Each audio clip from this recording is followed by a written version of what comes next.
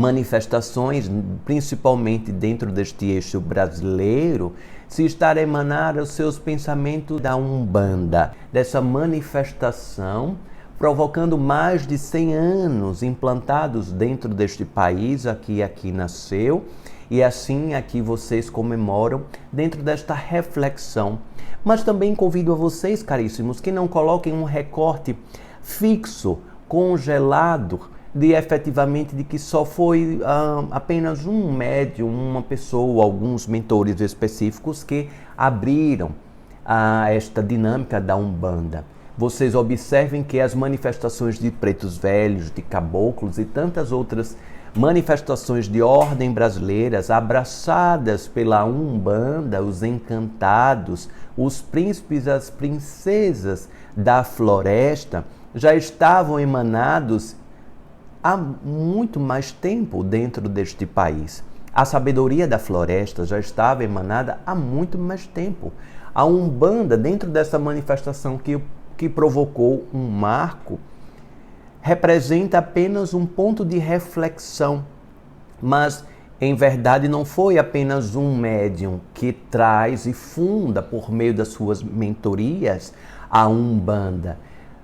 Não foram o conjunto de médios com mentores à época, mais de 100 anos, não é? Há 100 anos, que criou a Umbanda. A Umbandã já estava dentro da liturgia brasileira e há de se cada vez mais observar-se dentro do contexto da espiritualidade.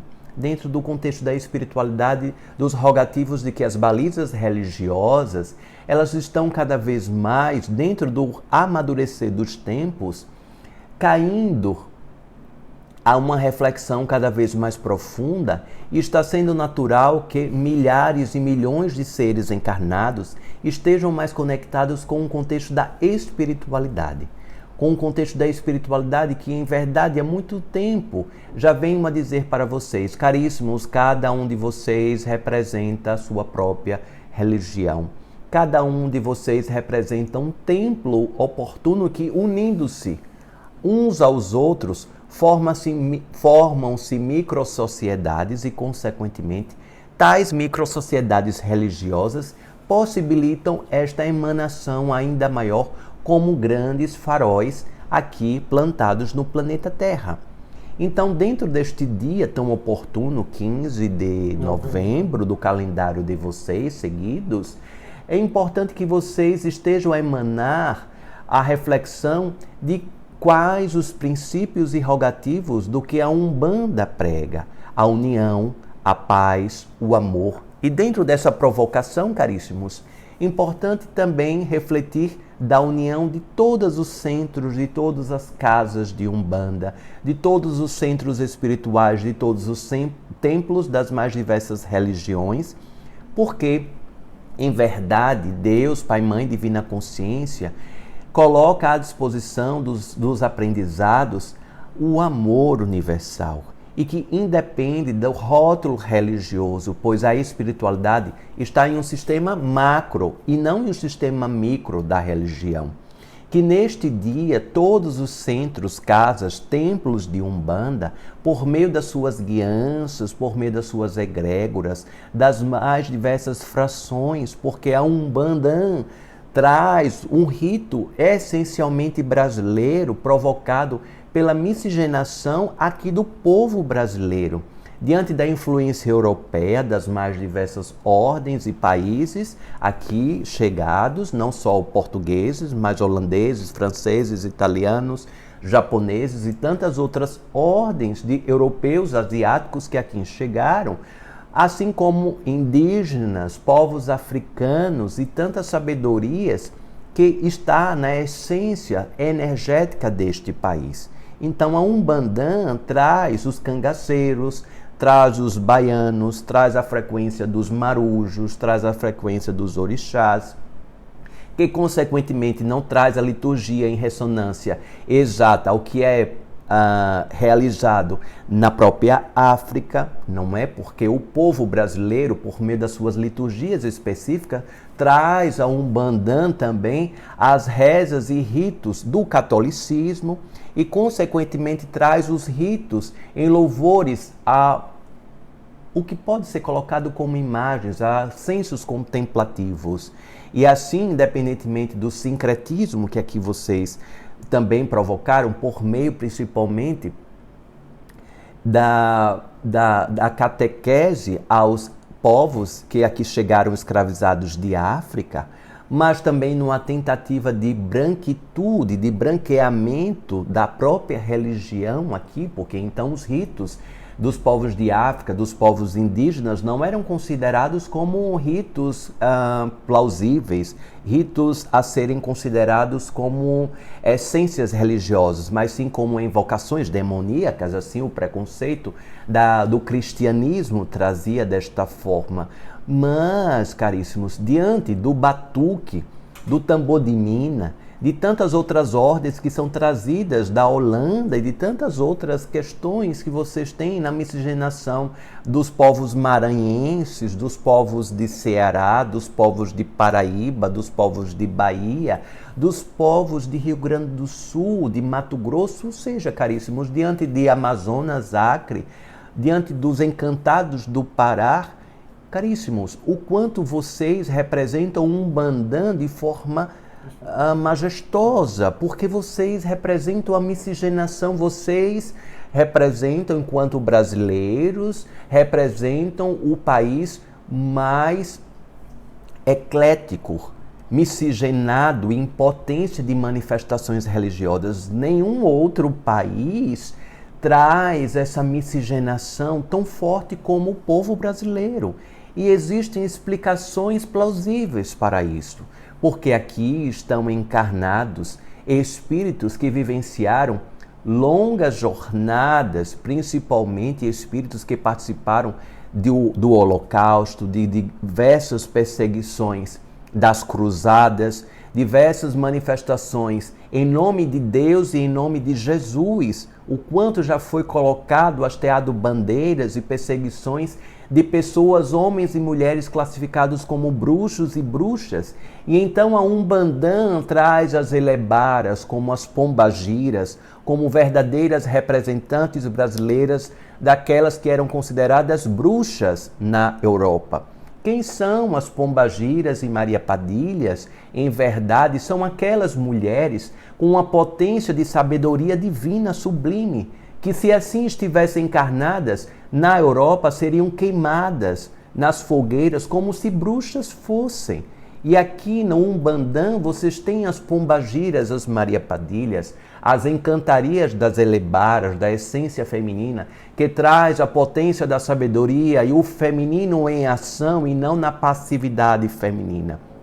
As encantarias. E assim traz também os Exus na essência e potência do masculino, que sabe o ponto alquímico, a mistura e a essência e o ponto exato da potência do chakra base de cada ser humano. E aqui vocês têm no território brasileiro, caríssimos, percebem o quanto vocês possuem riquezas profundas que talvez vocês ainda não tenham parado para fazer uma pequena reflexão e diante da mitologia indígena riquíssima no país de vocês, as iaras, as encantarias das florestas e das águas, os seres subaquáticos dos rios que assim são consagrados há milênios pelos povos indígenas e desde a criação, diante da sabedoria que os povos iorubanos trazem do barro sagrado de Nanamburucor, que traz este barro diante do sopro da vida, que é assim colocado, diante do movimento que Exu então traz da comunicação do Orum ao Aie, do céu à terra, comunicando assim como os mais diversos povos nas suas mitologias greco-romanas, nas mitologias nórdicas e nas mitologias das mais diversas essências, pois diante das colonizações, dos desdobramentos, das invasões colonizantes, o Brasil traz uma riqueza desta mistura de essência religiosa, movimentando uma terra sagrada, o epicentro religioso muito mais espiritual para todo o planeta. Então, caríssimos, vocês habitam, e aqueles que estão em conexão com o Brasil, vocês possuem um epicentro da espiritualidade. Os pilares estão aqui neste país por meio de tantas e tantas terras e por meio das mais diversas almas que aqui nasceram e que se desdobram hoje em residências nas mais diversos outros territórios do planeta, potencializando este elo com o país, só o fato de ter nascido aqui no Brasil. E há tantas pessoas que são invocadas para que esteja em residência, mesmo também sido nascido em outros países, mas que são convocados para estar dentro deste país, caríssimos. Então, dentro desta data comemorativa, não sei se estou me alongando um pouco, não é, na explicação. O senhor está dando aula, então que bom dar uma aula sobre a Umbanda, que tem tanto preconceito aqui no Brasil. Sim, mas, caríssimos, o intuito hoje não é aula, hoje é hospital, não é? É hospital, mas foi uma aula sobre a Umbanda que as pessoas têm preconceito, não sabem o que é, e o senhor está dizendo quem são as pombagiras, quem são essas pessoas. Caríssimos, e das encantarias. Das encantarias, que vocês coloquem esta data, este movimento de 15 de novembro, no calendário greco-romano, seguido por vocês, para que vocês não tenham como um ponto fixo o dia da Umbanda. Talvez seja um dia de reflexão a Umbanda, não dia da Umbanda, porque o dia da Umbanda são todos os dias. Dia de consagrar a Deus, Pai, Mãe, Divina Consciência todos os dias, não é, caríssimos? E dentro desta consagração a esta mentalidade de quinta dimensão, ao plano de regeneração, os pontos rígidos, congelados, eles devem ser cada vez mais relativizados. E a boa atividade do bom senso precisa ser colocado para dentro das liturgias que vocês participam, caríssimos. Busquem liturgias que te libertem e não que te aprisionem. Liturgias que tragam a autorresponsabilidade como um ponto essencial dos aprendizados. Pois, em verdade, cada um está numa sistemática das microsociedades classificadas como religiões para entender-se enquanto viajante do tempo, enquanto caminhante desta estrada, não sei nem se existe essa palavra caminhante, não é? Existe. Caminhante desta estrada, para que vocês, caríssimos, se observem enquanto alma nesta experiência pequenina no planeta Terra. Jamais apegando-se ao ser na matéria, mas vivenciando o estar em essência na matéria, para que os desdobramentos sejam classificados de uma maneira cada vez mais amplificadas e não de maneira rígida e rotulares. O quanto é libertador, caríssimos, vivenciar uma Umbandã que traz a potência máxima para você fazer um manifesto à Mestra Maria, Nossa Senhora, e ao mesmo tempo perceber que os nobres pretos velhos estão como legionários de Maria de forma direta. E assim como os caboclos, espíritos regentes do mais alto calibre das encantarias da natureza, os guardiões da natureza disfarçados com roupagens de caboclos e caboclas, trazendo as encantarias naturais para os seus ritos, trazendo a rigidez e a disciplina e a bravura do que a natureza traz, dando o amor do que uma água pode lavar o corpo e dando a rigidez e a disciplina da água que destrói territórios e faz cataclismas, não é? Diante de chuvas demasiadas. Então, a mesma força da natureza que abraça é a mesma força da natureza que exige prontidão e disciplina. Esta é a força dos caboclos, às vezes mal compreendidas, não é? Aqui em Águas da Aruanda nós temos nobres caboclos, a exemplo do Sultão das Matas, que faz a liderança do ponto de luz, do Horto da Serra, e o ponto de luz representa uma das formas do coração deste caboclo. que é de acolher e preocupar-se com quem passa fome, com quem está na miserabilidade, caríssimos. Isto denota um alto calibre dos caboclos, dessa essência fraternal dos caboclos, pois em verdade a essência dos caboclos não está somente em o médium ter arcos e flechas, fazer bravuras de batições no peito e não mostrar efetivamente o trabalho espiritual. É preciso que os guias espirituais sejam reverenciados e os falsantes, os falsários, sejam devidamente colocados nas prisões espirituais para que recebam do educandário espiritual todas as doses necessárias para que compreenda que não é bagunçando as casas espirituais, fazendo passar-se por que será colocado em uma iluminação. E o quanto nesta data é importante que as casas de Umbandã estejam atentas aos disfarces mediúnicos, aos disfarces de espíritos que se plasmam das mais diversas formas classificadas como Umbandã, como pretos velhos, pretas velhas, caboclos, exus, pombagiras e demais manifestações, marujos, erês, disfarçados para bagunçar e desestruturar e muito mais, fechar casas que são verdadeiros pontos de luz. Então, caríssimos, que nesta data os dirigentes se unam à essência da egrégora espiritual que está regendo a casa de cada ponto aqui aberto dentro deste planeta, e ao invés de uma casa ficar fiscalizando ou apontando as diferenças litúrgicas da outra, que possam estar com as suas atenções voltadas às suas próprias liturgias, ao fazer o bem, somando-se a tantas e tantas e tantas tarefas que a espiritualidade da guiança coloca à disposição.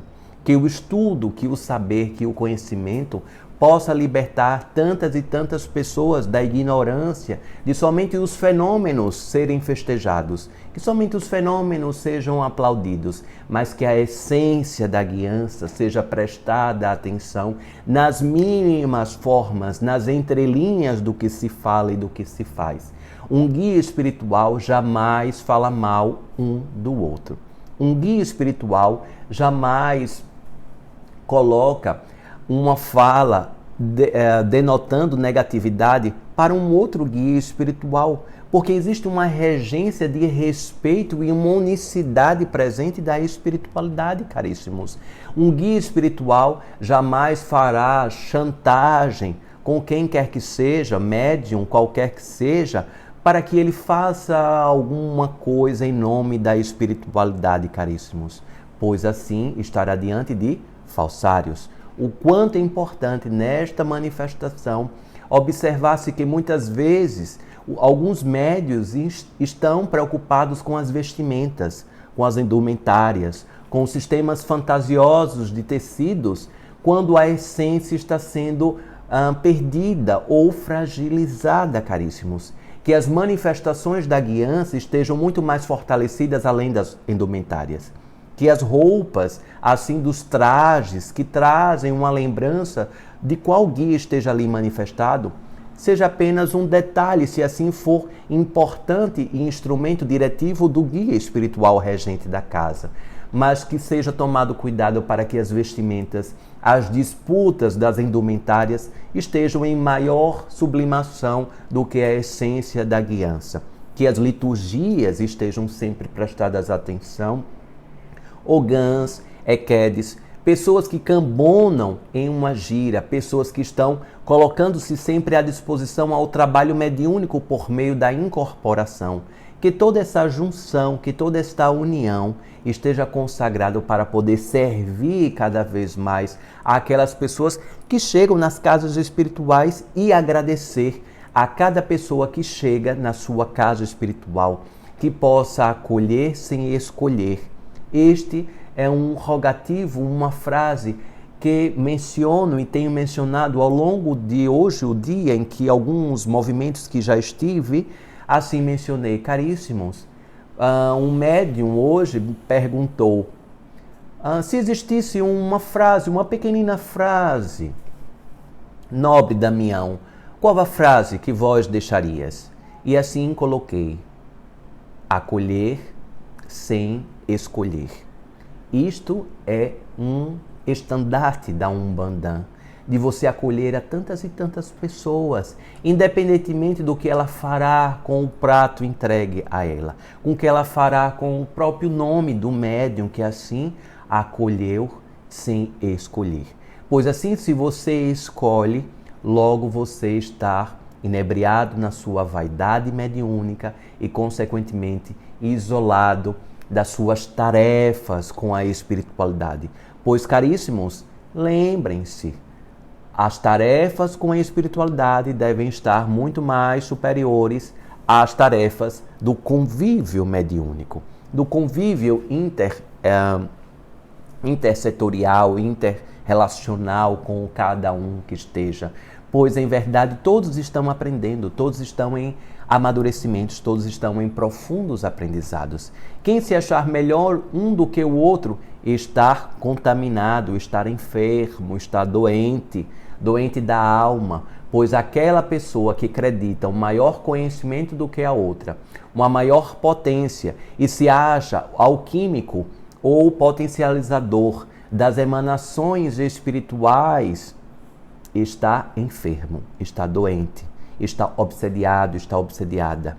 E o quanto é importante, caríssimos, vocês observarem que as manipulações das ervas, a força das ervas, dos cristais, das essências, dos incensos e de tantas formas espirituais que aqui consagram por meio das oferendas, elas devem ser conscientemente colocadas à disposição da espiritualidade e também dos médiuns, e não feitas de forma aleatórias, de qualquer jeito, sem ter uma consciência plena, caríssimos. Então, nesta data tão importante, 15 de novembro, que seja festejada a consciência, a fé lúcida, esta fé essencial que liberta, o conhecimento que seja libertador, que os médiuns não sejam balizados por uma única verdade, mas que possam ser provocados pelas mais diversas formas literárias, por mais diversas formas de falas, para que se encontre enquanto eixo natural a positividade e que, se houver dúvida do caminho que você está seguindo, caríssimos, pare um pouco, reflita e, se for necessário, mude na próxima bifurcação que der na sua jornada, observando-se se a sua espiritualidade, se a sua guiança, se a sua egrégora está de acordo com isso. Não se valendo da sua vaidade puramente humana, pois você assim quer fazer. Mas o que a sua guiança diz sobre isso?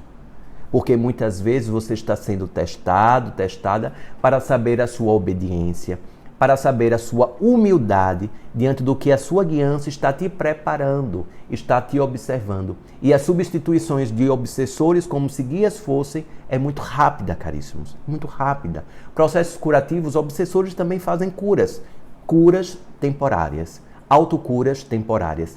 Quem promete cura é obsessor, pois guias espirituais movimentam e possibilitam as autocuras, as movimentações de serem pontes da própria pessoa com a própria pessoa, pois assim quem promete curas são processos obsessivos. Então, caríssimos, observem-se na jornada, assumam as suas responsabilidades enquanto médiuns, observem-se nas suas verdades flexíveis, nas suas verdades que são mutáveis a cada dia e, ao mesmo tempo, dentro destas modificações, que engrandeçam ainda mais essa jornada, essa subida das escadarias espirituais, caríssimos, para que lá, mais à frente, no movimento de retorno ao plano espiritual, a sua alma esteja na plenitude da paz, com calmaria da essência de que os vários deveres foram cumpridos da melhor forma que você pôde, caríssimos, e que você não está sozinho, que você não está sozinha. Existe um preto velho com um ramo, existem as manifestações dos caboclos, dos santos, arcanjos, anjos, querubins, da essência do Divino Espírito Santo, que posteriormente podemos falar, vou deixar para um momento posterior, para explicar quem é o Divino Espírito Santo. Quem é o Divino Espírito Santo? Muitas vezes se reza, se roga e se diz que foi uma manifestação do Divino Espírito Santo. Mas será que a humanidade está sabendo ou refletiu do que é o Divino Espírito Santo? Quem é o Divino Espírito Santo? Algumas essências divinas colocam Melquisedeque como um plano essencial do Espírito Santo, outras liturgias, a união das forças da natureza. Mas quem se plasma como o Divino Espírito Santo? Que força é essa? Quem foi que denominou Espírito Santo? Quem foi que trouxe a origem da palavra e assim é propagada nos movimentos crísticos, nos movimentos do cristianismo, o Espírito Santo? Precisamos refletir também sobre isso, caríssimos. E dentro da Umbandã se fala de Deus, se fala de Maria, se fala de Jesus, reza-se terço, reza-se liturgias das encantarias da floresta, rezam todas as formas que possibilitem o bem. E isso é majestoso, não é, caríssimo? Né? Faz benzimentos, não é? O caríssimo já está aqui a me lembrar, porque faz parte da jornada dele, não é? Juntamente com Benedito, não é? Então, faz os benzimentos, não é, caríssimos? O quanto é importante. Percebam-se agora, caríssimos, se vocês, diante de tudo isso que eu falei, sei que falei muitas coisas, talvez algumas pessoas estejam um pouco tontas, não é? Da rapidez do que falei, não é? Mas, diante da minha frequência, não consigo, às vezes, frear a forma do calibre vocal do médium, não é? Para que seja menos ou mais. Não tenho essa noção de velocidade, não é? Depois a pessoa passa mais devagar. Mas é importante que neste momento, caríssimos, se percebam. E se tiver a essência da paz, da liberdade dentro do seu coração, na forma em que você está vivenciando a sua espiritualidade, siga em frente. Se trouxer peso, se trouxer intranquilidade, observe-se, primeiramente trazendo a responsabilidade para si. Perceba se há algum processo de vaidade, de egoísmo, algum processo interno que você precisa amadurecer. E assim você possibilitará o próximo passo de forma mais madura, em consciência verdadeira, não é, caríssimos? Assim seja. Assim seja.